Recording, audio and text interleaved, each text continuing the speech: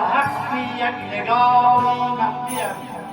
ای مسلمان مهدی را درد کن، ارچه را او خوش ندارد ترد. مکن غیبت مزن تهمت تو دیگر، تا که بیاید رخ مصلح کلی بشر. نبی خصلت علی صولت آن مسخری از نان، آن که میریزد ز لبش آیت قرآن. و دوشش هوای نبی و کف الفتان دودن از علی.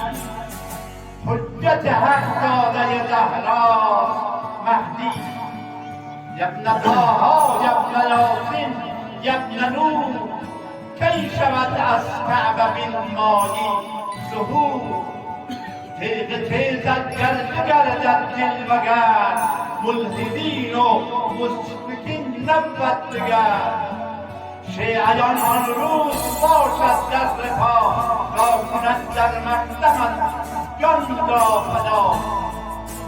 بیا آقا که جهان در انتظار تو، بیا همه دلها بی قرار تو. ای ماه سما نور زمین، فخر بشر حامی قرآن و دین.